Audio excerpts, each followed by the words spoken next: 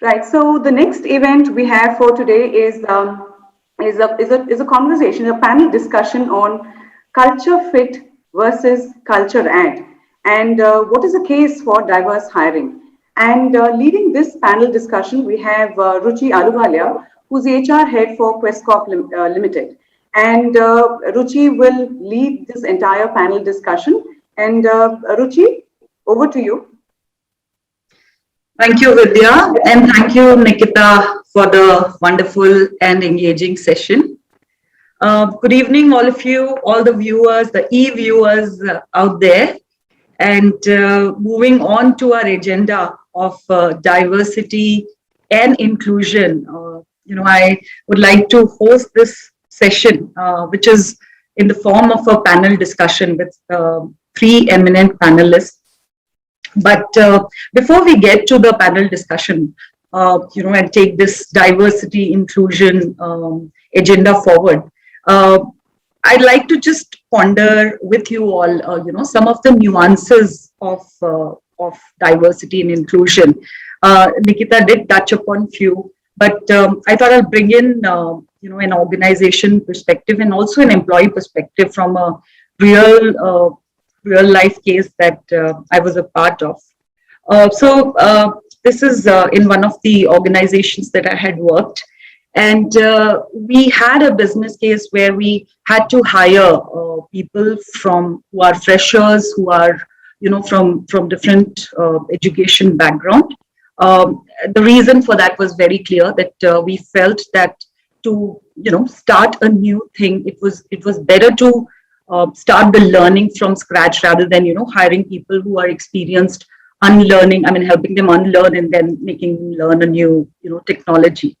So we went all out. It was business case. It was top driven. So there was no issues on hiring these people, and we did that.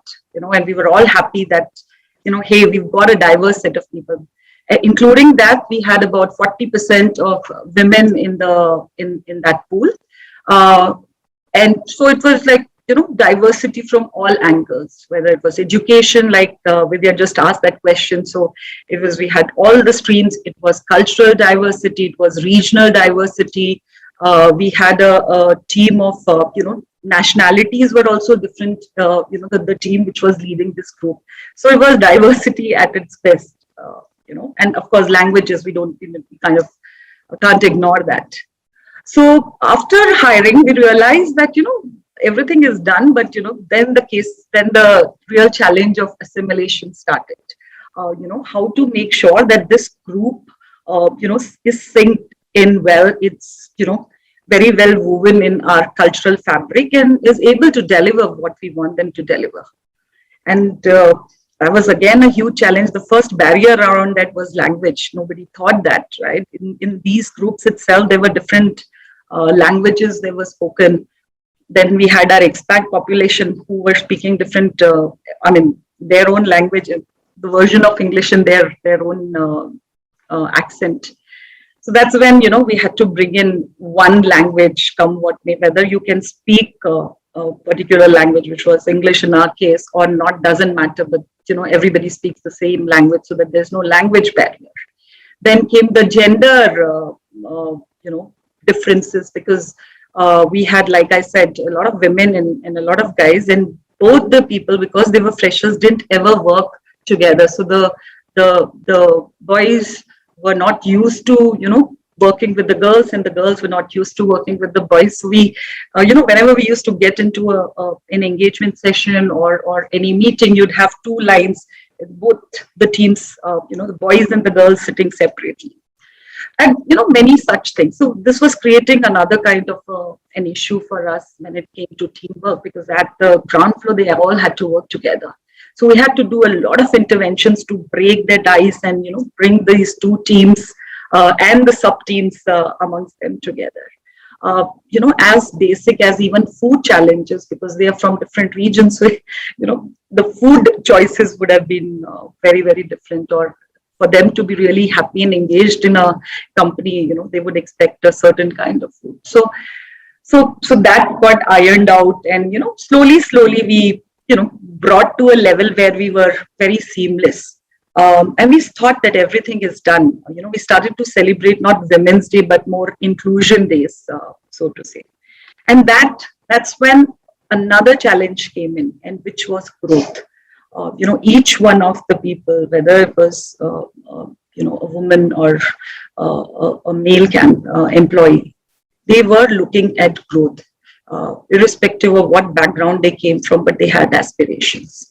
So then, of course, we worked on that, and with constant efforts around that, we had rotations, we had international assignments, we had promotions within, we had higher education programs and things like that.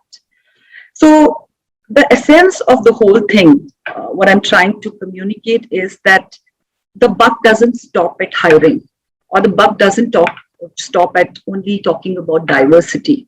It is diversity, inclusion, and growth.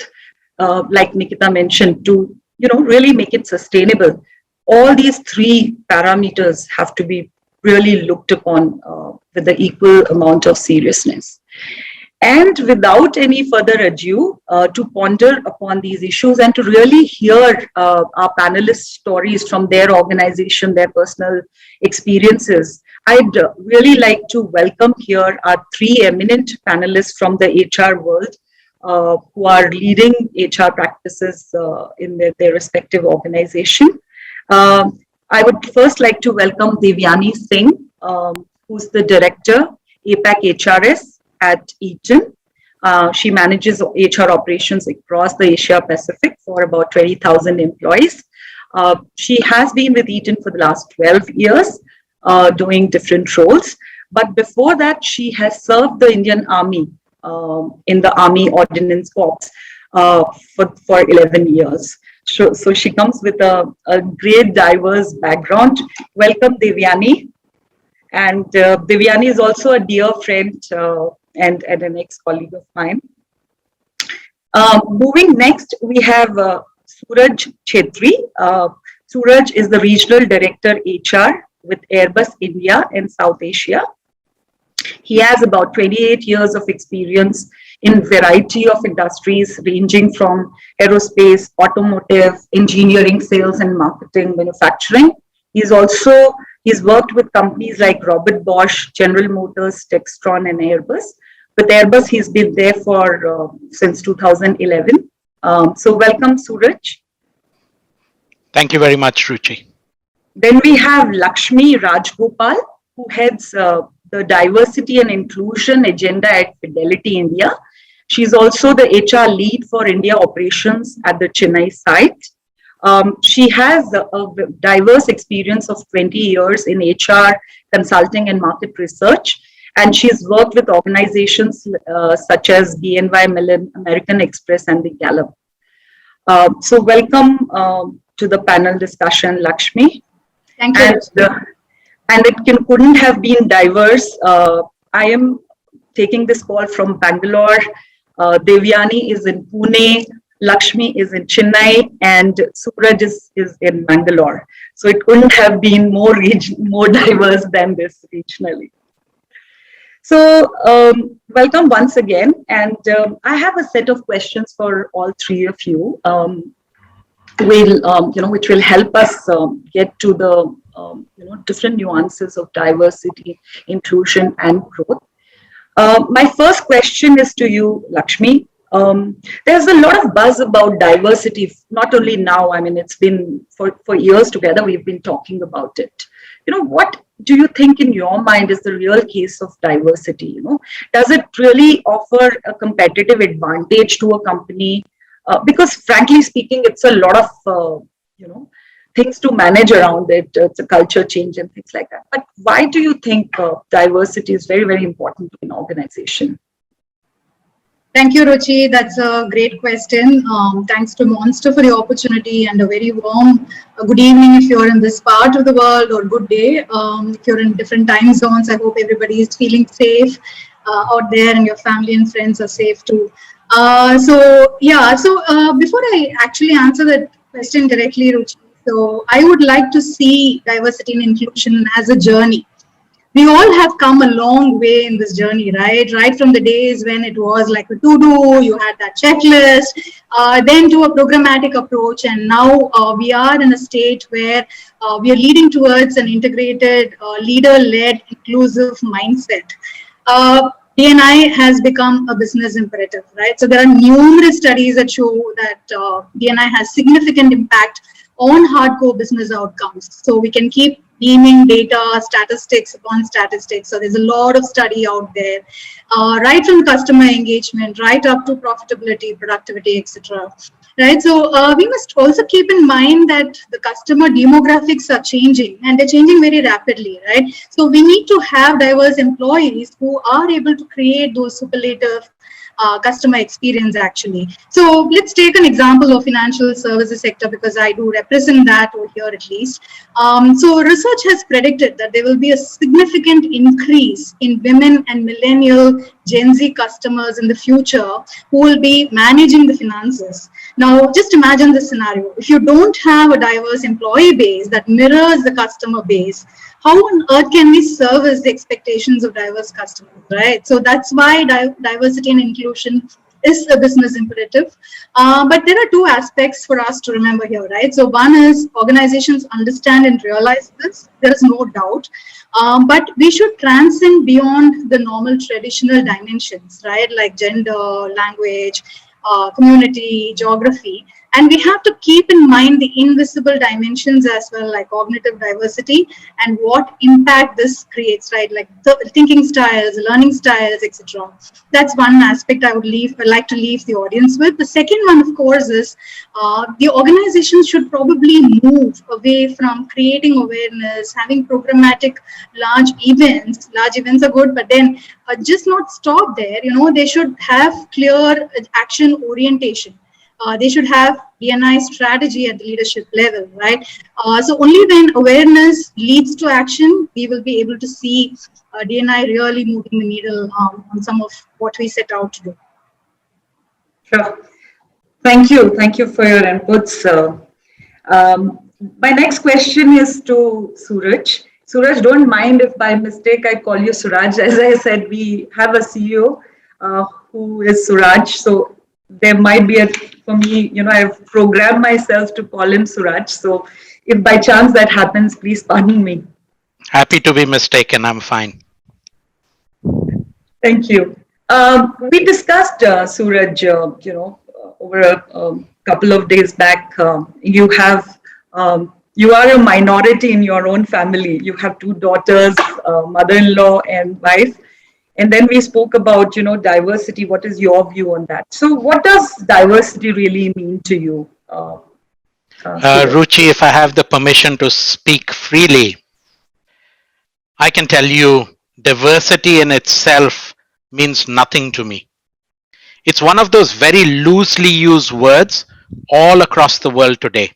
And for reasons known to many and unknown to many. And in one shape, size, or form, we as diversity and HR leaders also have a part to play in this whole game of diversity being used very loosely. Now what happens is, call it focus or vision, is absolutely important. And of course, a caution to the audience, don't go running after hearing us speak in this panel and use the word diversity like a magic wand as the cure for all diseases. Mark my words, if you do not have a vision, if you don't have a strategy to go about, a target focus, dedicated outcomes and metrics not in terms of getting numbers for diversity, metrics in terms of improvement of business, you would have wished that you never embarked on this journey, because it kind of will open a Pandora's box if you can't handle it properly. But inclusion, like Nikita said, is the key word that makes diversity work. Culture, acceptability, understanding, appreciation, working with the biases, and of course, to create that sense of belongingness, or that I am a part and I have a contribution that I have to make, in the product or the services or whatever goods that the organization manufactures or delivers. Let me use a farming analogy, and it's a Japanese word called nimawashi. And it basically means that even before the seed is planted, one needs to prepare the ground well. So you take care of every aspect, you ensure you take proper care, support is provided, nurturing is happening, that the right soil is ready. And then when you plant the seed, then you have a yield of 1,000 seeds. What I'm trying to say is diversity in itself is not going to change anything. Diversity in itself will just add numbers, but what you need to do is make the organization ready like the soil, so that when diverse people come in, it makes all the difference, and you can yield those results that you listen to in surveys after surveys of X, Y, and Z percentages of improvement on productivity, on employee satisfaction, etc., etc. Sometimes I feel like a thorn among the roses in diversity conferences like this, but that itself makes me diverse by default. So I'm happy with that. In a group of women, a man like me here is diversity. So the meaning, you also need to understand that the meaning of diversity would change from situation to situation and circumstance to circumstance. Say, for example, in a startup of all the youngsters, a senior employee could be the diverse person that you're looking at.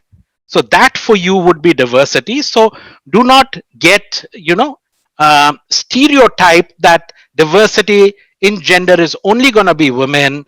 Diversity, in other aspects is only going to be young millennials and things like that and all. Once you have this entire 9 yards, then bringing in the diverse talent will translate into growth, into development, into success in business and great products, satisfying customers. Innovation and creativity will come out, and then you can say that the best team are the most diverse teams in all forms of diversity, in terms of gender, nationality, age, culture, physical abilities, and other orientations to life. Now, the last thing that I want to say is diversity is not about outward appearances of people that is visible. So diversity is not about the outward appearance that is visible, like color, race, gender, but it's about what is not invisible, what is not visible, and that is how you are wired between your two ears. That's what diversity is all about, and that's the focus that we should have when we are talking about diversity. Back to you, Ruchi. Thank you, Suraj, and I can't agree more with you. On your soil example, for me that's inclusion. So instead of focusing on diversity, focus on the inclusion, and then the seeds could be, diversity of all kinds. So thank you for your views, Suraj. Moving on, we have a 180-degree contrast with Devyani. So you, Suraj, have a minority amongst the women. And Devyani, from her army background, I think had a totally different experience. So Devyani, my question to you is, in your 11 years, those fabulous years with the armed forces, what did you really do to make yourself included? Thank you, Ruchi. Firstly, thanks for calling the army experience a great, I would say it's a great honor to have the opportunity to serve that organization. And thanks for helping me walk memory lane, right? So what I did to feel included, in very simple words, I would say I just did my job, right? So I was hired as an officer. I always treated myself as an officer. I don't think in the army we ever have a word called a male officer or a female officer or a woman officer, right? So I was an officer first, always and every time. So that's the way I felt. I was included in the team and my men respected me. However, with a pinch of salt, I'll also say, I mean, you can't deny the fact that you're a woman, right? I mean, I didn't want to acknowledge my gender, but people around me were observing me. So I had to do everything even better than my male colleagues. I had to prove myself. So in the army, I would have moved around 4-5 times. Every 2 years, we go to a new team, to a new location. And at that time, almost 25 years ago, women were still a novelty in the army, except as doctors and nurses, right? The men had not seen women in the field. And they didn't know how to handle this new species. But we had to act as if we are just officers, right? However, to prove ourselves, we had to perform even better than our male colleagues. It's like always you are on in that fishing bowl where people are watching you, right? But I think the team was excellent. I mean, the men and your colleagues, as they get to know you and they know you, you are not any less, I mean, than your other male colleagues. The respect comes and the inclusion comes. So, having said all of that in simple words, just do your job. I mean, the gender doesn't matter. So that's how, in very simple words, I felt included. Thank you for your views. And while you are still unmuted, I'd pose this question to you, Devyani. I know from personal experience, Eaton does a lot of work around diversity and inclusion as an organization. But I'd like to ask you, how has it really helped your company? What have you done around making this diverse and inclusive workplace? Right. So, firstly, like as you shared, I was hired in Eaton, I don't know, almost 13 years ago. I mean, I'll be completing end of this year, 13 years with Eaton. So it's a long journey. At that time, I mean, we didn't have a I&D office also at Eaton, but Eaton is a more than 100-year-old organization, and it's a part of our value system, right? Like as Suraj mentioned, the ground was ready for a long time for people like us from very different backgrounds to come and create new careers at Eaton, right? So then how I&D helps, right? Like, so in Eaton, I mean, we don't call it D and I, we call it I and D, inclusion and diversity, because we say diversity is the mix, but inclusion, it is what makes that mix successful. So inclusion is always first to us. And how it's helped the organization, I can just take a few examples which are very real to me and to my experience. Like I joined Eaton as the HR leader of a greenfield organization. We were setting up a new plant in Pune to make transmissions. And I don't know how many of you on the call are from the automotive industry. So transmissions in India is a vertically integrated model. So like all the Tatas, the Mahindras, I mean, most of them make their own transmission. So Eaton was making a big gamble in making transmissions, which we would go and sell to all these big OEMs. So the entire leadership team, we first hired the leadership team, and all of us were from very diverse background. In fact, the leader of our business, he was from a naval background. He went to the US, he did some short assignment with Eaton, and then he was sent back to India to lead this project. It was my first job in HR, it was my first job in corporate.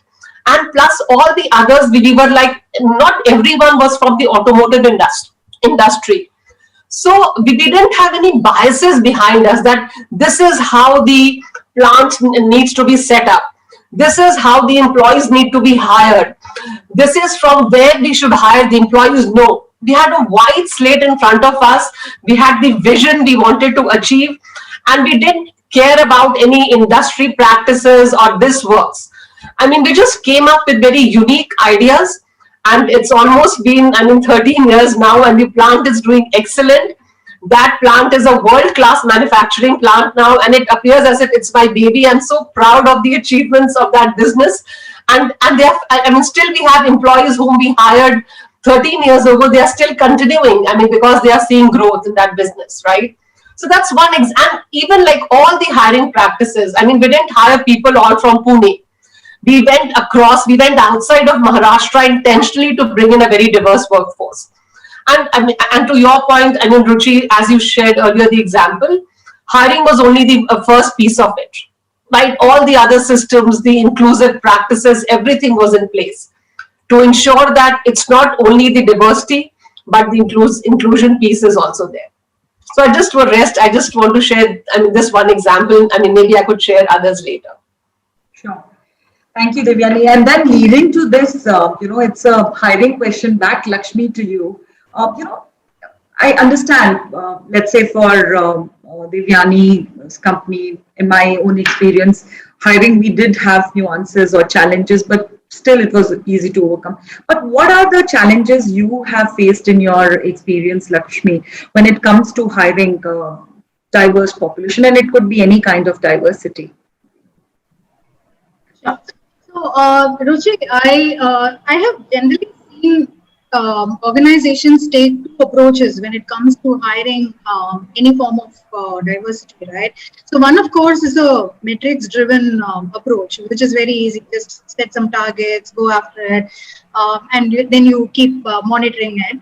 But then what probably works in the long term is a more integrated approach where every leader, every manager and associate, when they realize the goodness of D&I, what a diverse team and an inclusive team does to the business, or to their team, then we have really very converted and committed, hiring managers or hiring leaders.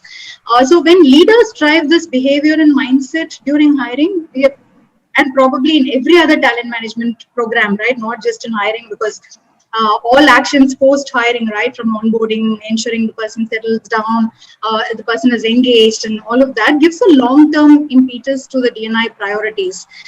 And then this also has to be boosted by the managers providing a bias-free environment, right? So that is equally important. So what happens when these are on top of leaders' mind? They become atomic habits, right? Like James Clear says in his book. Then it gets imbibed in everybody's DNA. So automatically they start asking questions. Where is my diverse candidate slate? And whatever the dimension is, right? And then you don't have to rely only on metrics.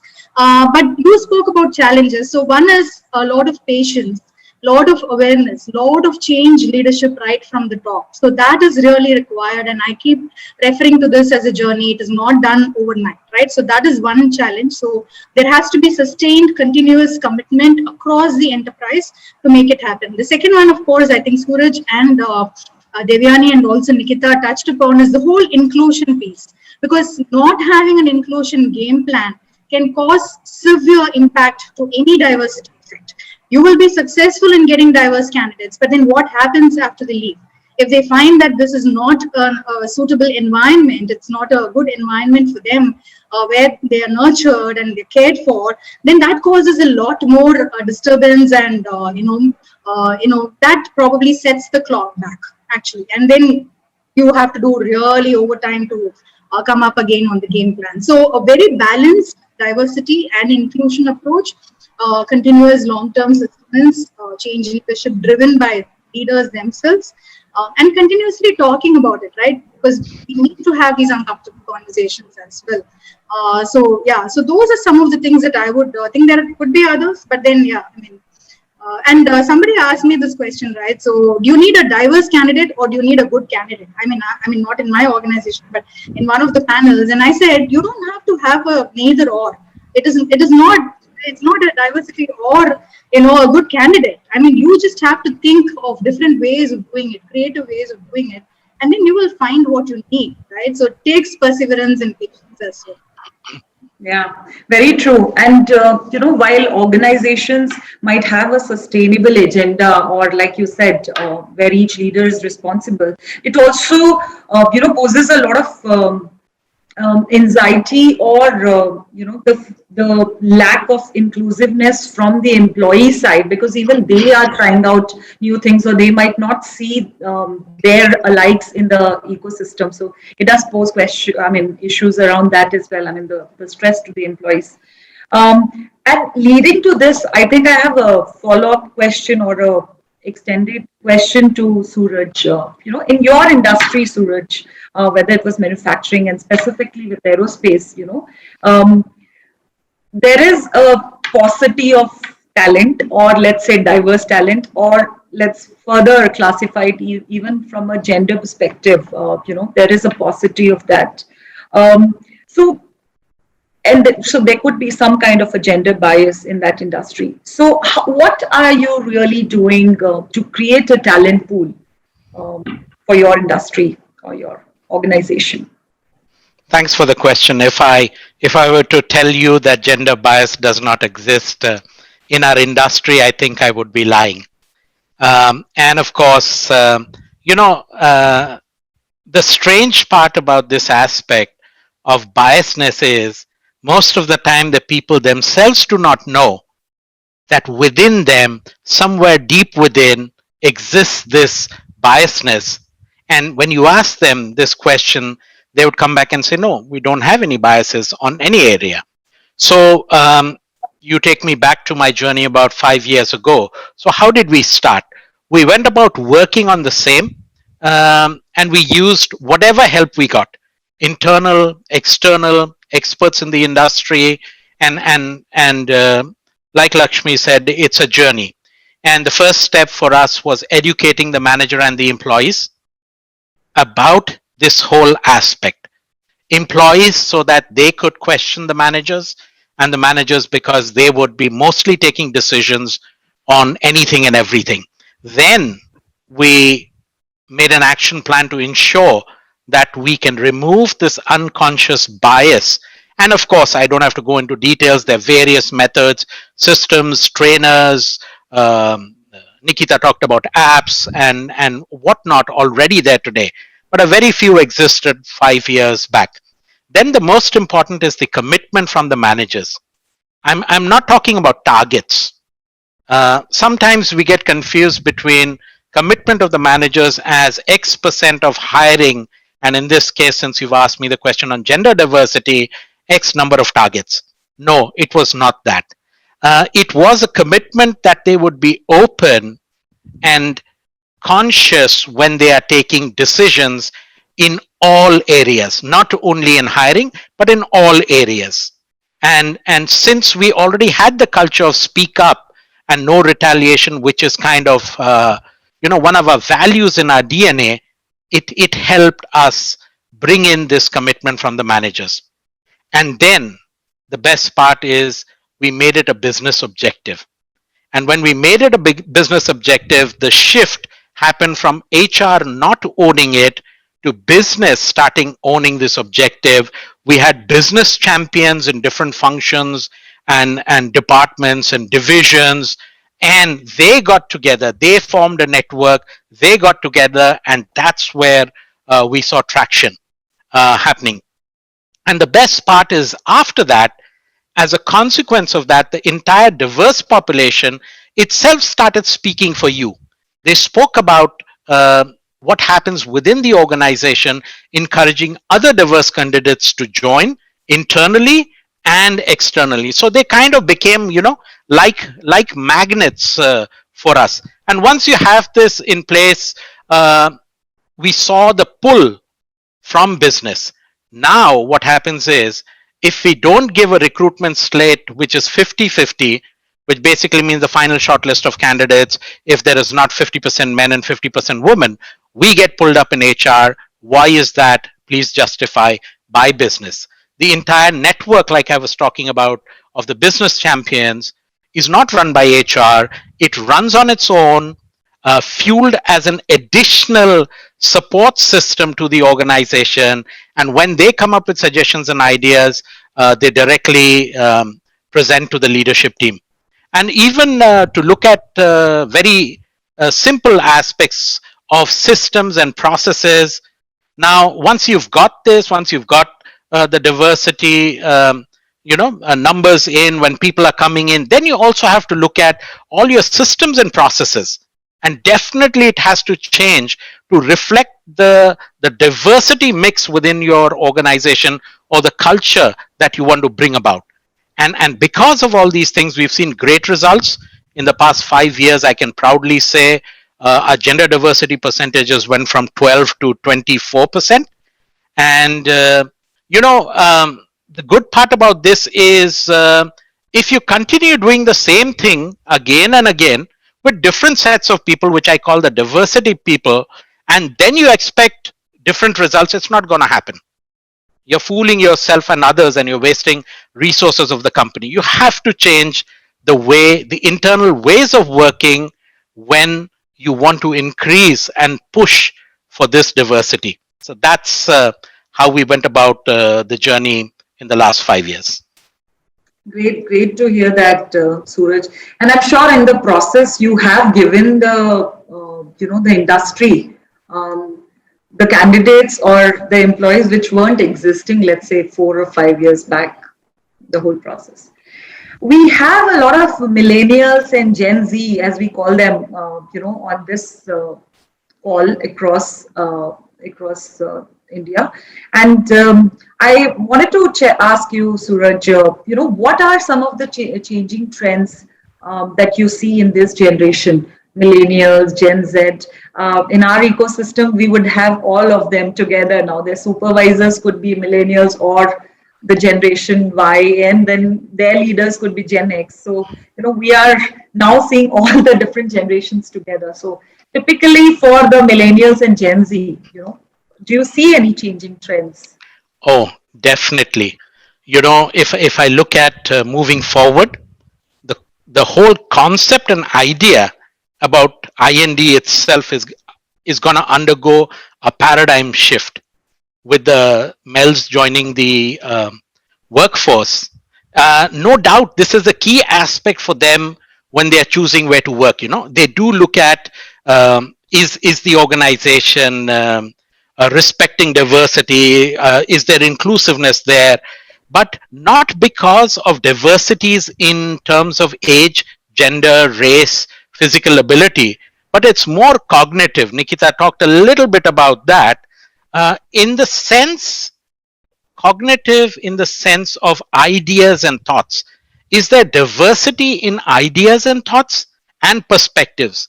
And if I have a different idea or a thought or a perspective, will that be acceptable? So you see where it is moving from.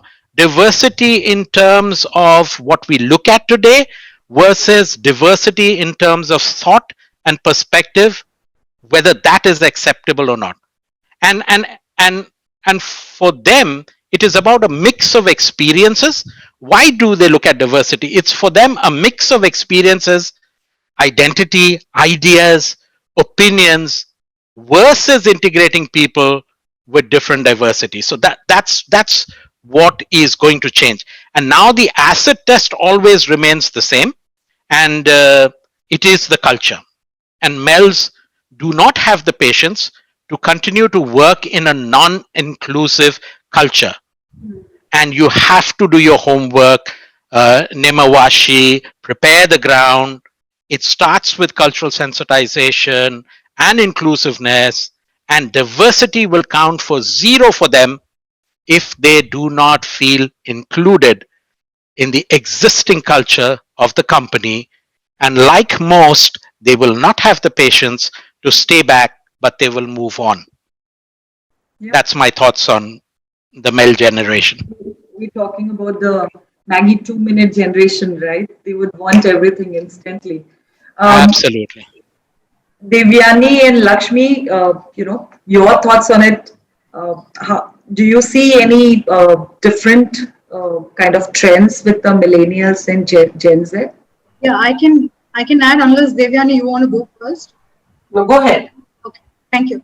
So I think Suraj put it very nicely, but the way I would probably see it, and there's a lot of research out there, right? So one way is to categorize people based on the year of birth, which is perfectly okay, millennials, Gen Z, baby boomers, but then I think we need to take it a step ahead, and that's where we call them the archetypes, right? So there are a lot of nuances. So the whole concept of intersectionality, right, is really gaining a lot of ground these days. I'm not generally talking about multi-generational, but any dimension of diversity. You have multiple aspects of diversity rolled into one person, right? And there's a lot of research, and whoever is interested can go and look it up. So it will be difficult to see the person as belonging to one dimension alone. And let me take an example. So I could be from a particular gender orientation. I could be from a particular, rural or urban part of India. I could have so many years of experience, my tenure, my diverse background, my marital status, so many things, right? And when what research says is when you're intentionally including one dimension in a person, and that includes the cognitive diversity I was mentioning in terms of the thinking and learning styles, you are unintentionally excluding some other dimensions. So it will be grossly unfair to sort of broad brush everybody with the same paintbrush and then say, these are the stereotypes, this is what. And I think we need to break that first and foremost if we need to build an inclusive culture. The ability of the manager to see the associate as they would like to be treated, right, is very important. And having specific interventions very specifically on the multi-gen, because you asked the question, having courageous conversations, getting the managers and associates together, and we encourage a lot of that in our organization because we do have a significant intake of graduates as well. So that really helps foster an inclusive environment. It's not for us to say the organization alone is responsible or the candidates alone are responsible. I think they need to join hands and work on it together. Yeah. Devyani, your thoughts on the same? Sure. I kind of agree both with what Suraj and Lakshmi mentioned, and just to take take it forward, right? So let's see what's happening around us. So I think we have many options available in the market, right? And imagine a Gen Z coming to the workplace. The kind of, for example, the kind of role models that person would have seen, right? So, like say, I'm a Gen X. So in my times when we had movies, then mothers were kind of projected a certain way. Women were projected a certain way. The father was projected a certain way. But I have two daughters, right? I mean, their upbringing is in a totally different environment.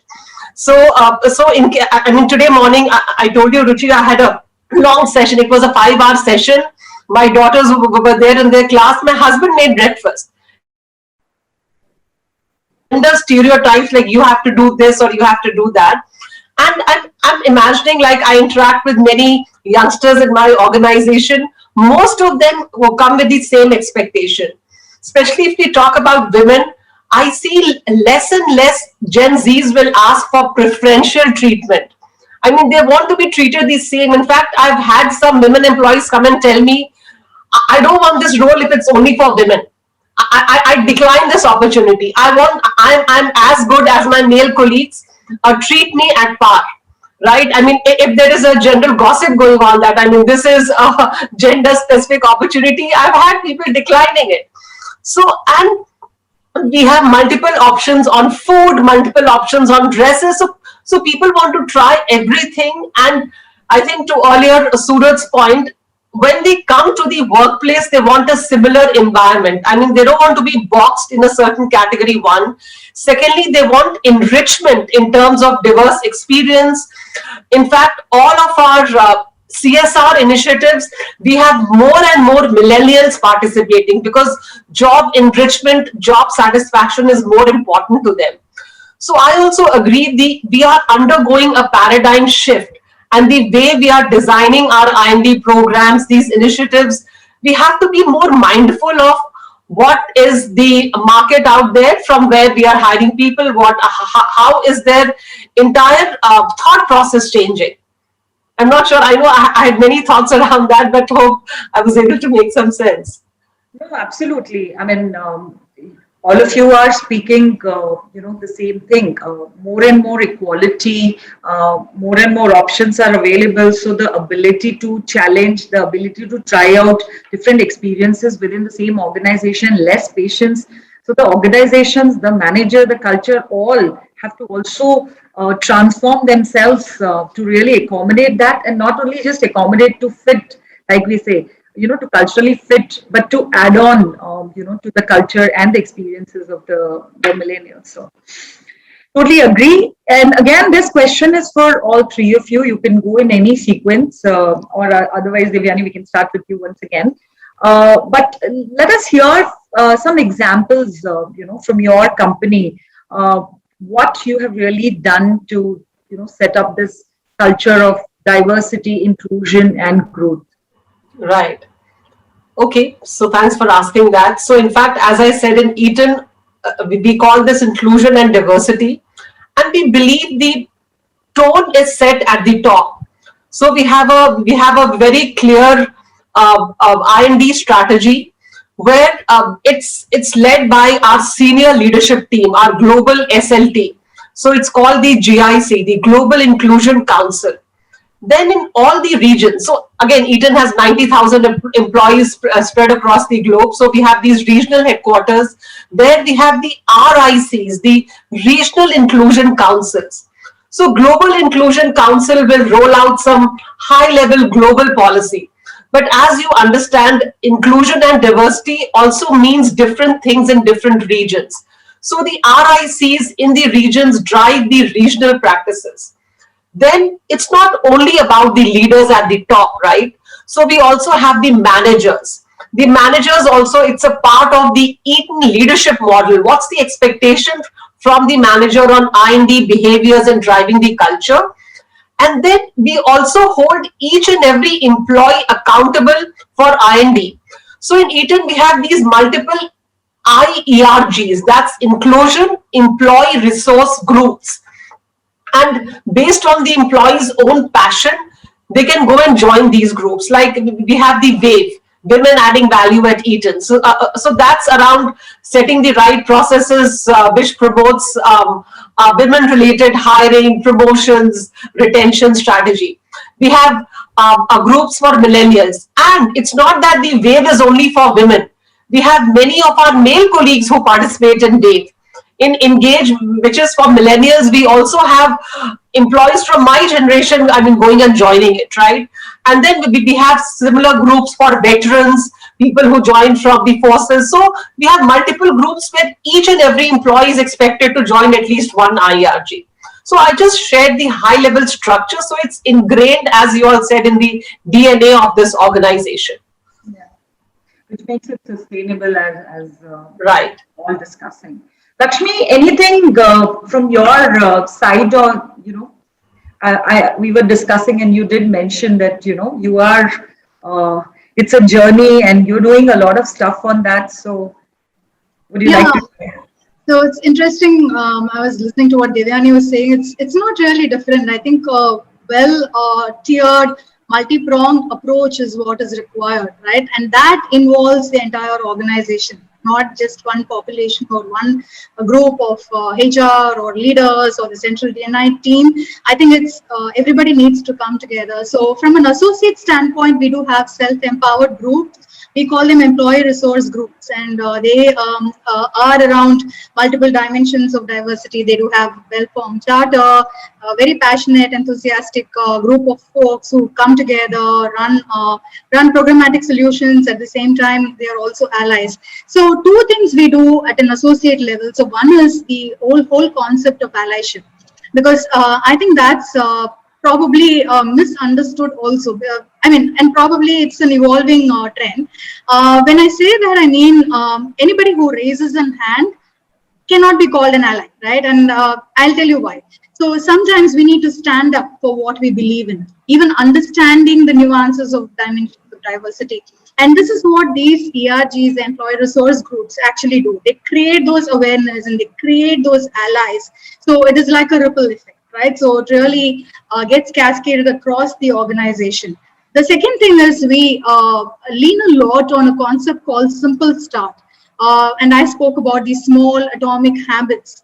It may not be a large intervention. It may not be a large event. Those are very good. But then from an employee standpoint, what is that one small difference I can do to create an inclusive environment is the thought we seed with every associate. Yeah, we will do all these at an enterprise level. Leaders will do it. But from an associate standpoint, they can either be an ally or they, for instance, I'll give you one example, right? So we propagate a lot about changing the diet, and that has nothing to do with carbs or proteins. It is about how you go to different sources of information. There is a lot of psychological research as well that says, don't go to your supporters alone, go to your naysayers. because you will get that critical angle of the whole, spiel to your, pitch, right? And many times we go to people who think very like us. So how do you intentionally move people to go to a diverse set of information? Go read a completely different author, right? Or go talk to somebody who does not think like you, has a very different lived experience. Maybe choose a mentor who's so different from you, because then it also removes the similar to me kind of biases, and we're not creating similar type of people in the organization. So these are two things that we do, simple starts where every associate can participate and create an inclusive culture in their own fashion. And then the second one is, of course, employee resource groups. But otherwise, we do have systematic solutions at a leader level, at manager level.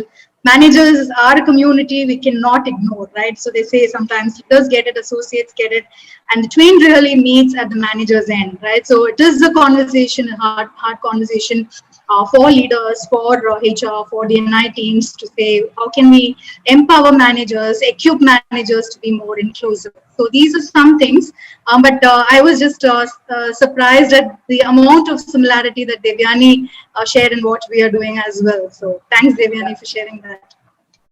And very interesting, Lakshmi. I've made a note of these things: atomic habits, changing their diet. It's really working at a physical, mental level, psychological level. So thanks for sharing that. Suraj, what are your thoughts on the same? What is your organization? I think absolutely I echo what I hear from my colleagues on the panel. The way we go about is also very similar.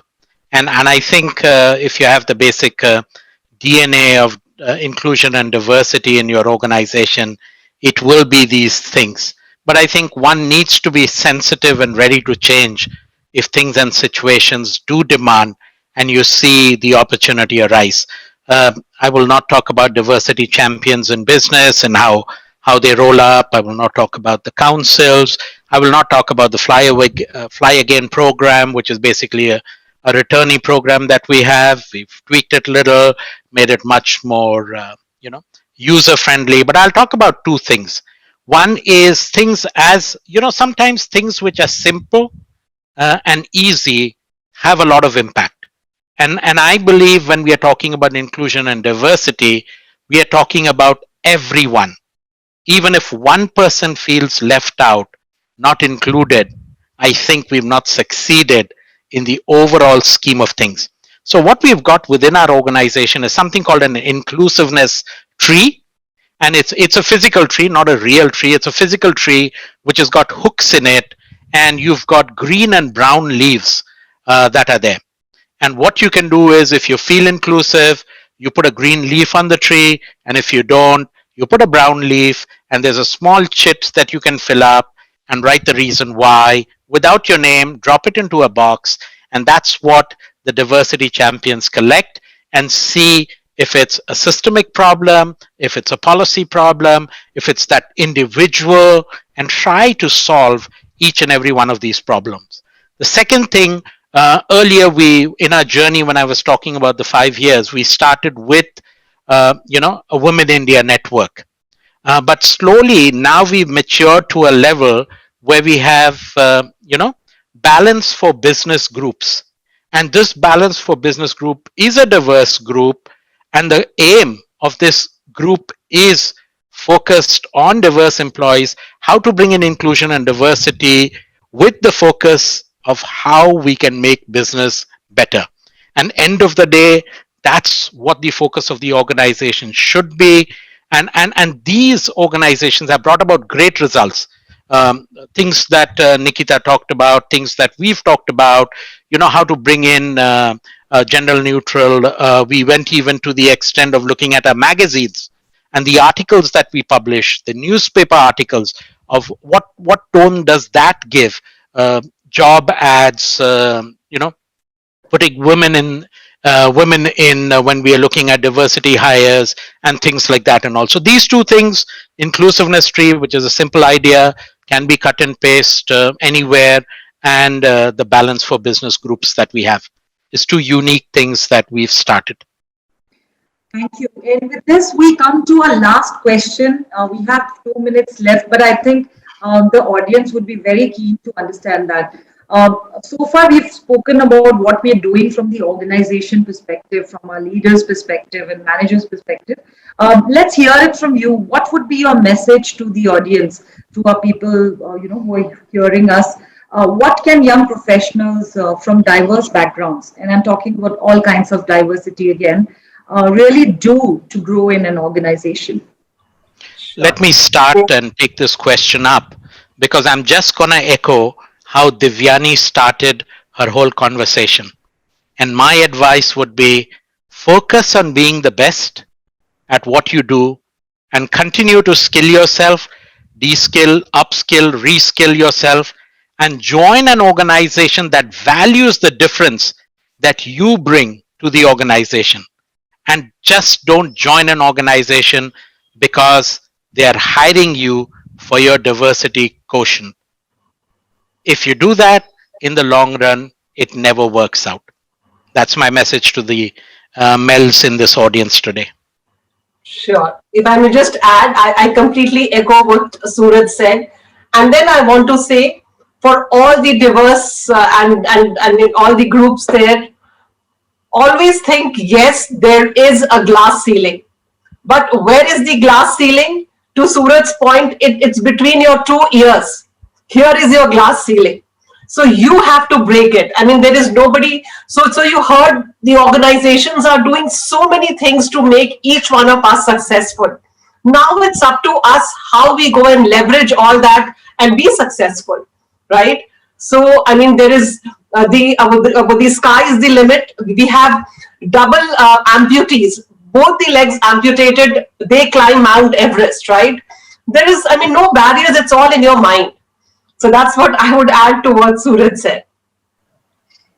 That was beautiful. Let me also add here, right? So the most fascinating aspect that I think of the human race is that beyond our similarities, we are very different in our unique ways, right? So how do we appreciate the differences, celebrate the uniqueness?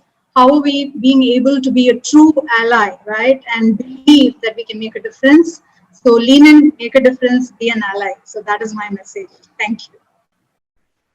Thank you. And with this, we come to an end of our panel discussion. It says, we say that, right? Time flies when you are having fun. So I really, really enjoyed the session. And I am very, very sure all the people out there, they have taken away a lot of messages, from this very engaging conversation.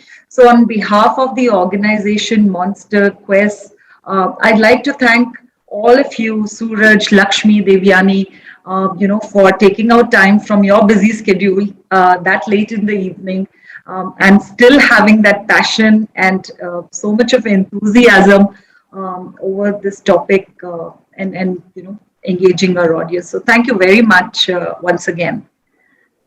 Thank you. Thank you for having us over. Thank you. Thank you. Over to you, Vidya. Thank you, Ruchi, and thank you to all the panelists who've joined us today. And that was indeed, a lot of diverse thoughts on, this very topic of diversity. And I particularly love the idea about this green leaf and the brown leaf tree. That is something, a really non-intrusive way of finding out from people whether they feel included or not.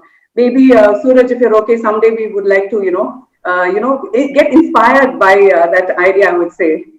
Thank you. Thanks for joining us today.